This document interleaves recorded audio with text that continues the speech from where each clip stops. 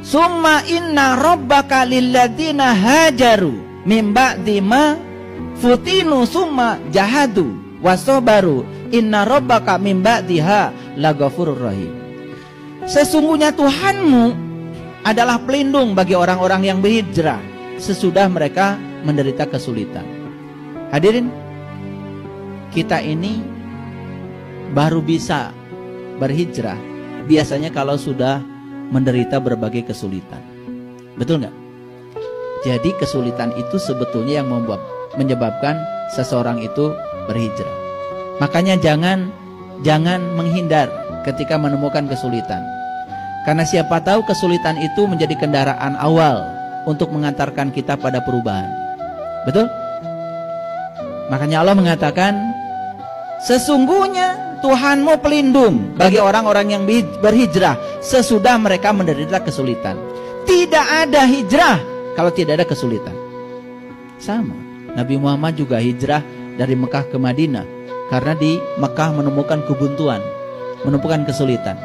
Kalau gitu saya bertanya, apakah kebuntuan atau kesulitan di Mekah saat itu negatif apa positif? Negatif apa positif? Positif. Karena tidak ada hijrah. Kalau tidak ada hijrah, tidak ada sebetulnya peradaban di Madinah. Betul apa?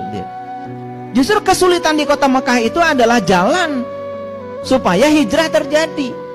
Jadi kalau Allah memberikan kesulitan kepada kita, sebetulnya itu isyarat bahwa kita harus segera berhijrah.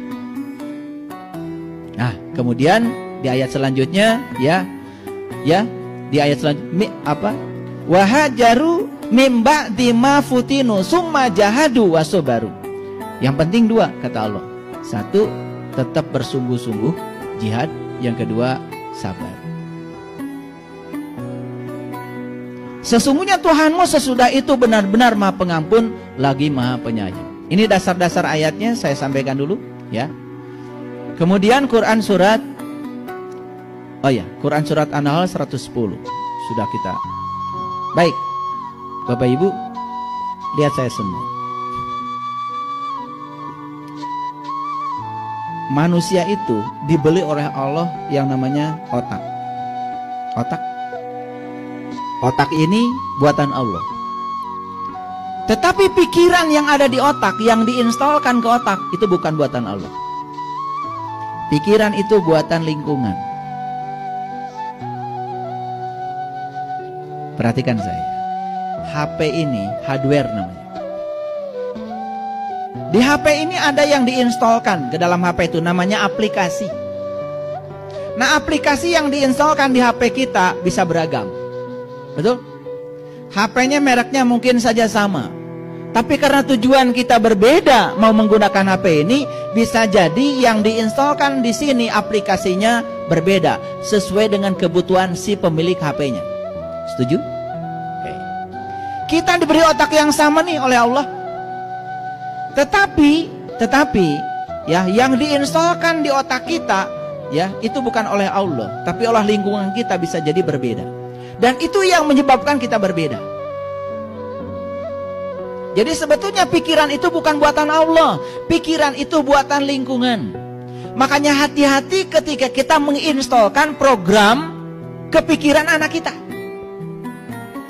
Ketika orang tua sering mengatakan, nah hidup itu susah dan penuh perjuangan. Kalau itu diulang-ulang dan masuk alam bawah sadarnya, ketika dia dewasa hidupnya susah dan penuh perjuangan, itu adalah program yang kita instalkan sejak dari kecil oleh kita tanpa disadari. Katakan berulang-ulang sama anak, nah cari uang itu susah, jangan boros-boros. Terus kata susah cari uang instalkan ke pikiran anak. Nanti sampai tua, sampai kapanpun, mohon maaf, mau kontrak rumah saja nggak punya uang, susah. Karena itu program yang ada di bawah sadarnya sampai sekarang masih ada tertinggal. Itulah pentingnya harus dirilis itu, harus dibongkar ulang itu. Makanya saya ngasih tahu, hati-hati kalau kita bicara pada anak.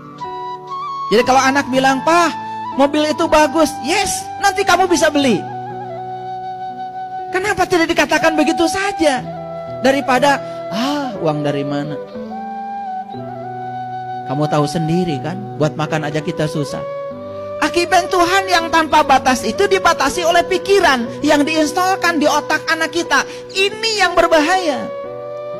Jadi kita orang tua berkontribusi membuat nasib anak kita seperti yang sekarang. Jadi kalau anak susah cari kerja, kenapa? Dari kecil juga selalu dikatakan, nah cari kerja tuh susah. Cari kerja tuh susah. Sekarang berapa kali anak kita mendengarkan kata susah, dan itu masih tinggal kata susah di alam bawah sadarnya. Itu akan menjadi nasib anak kita.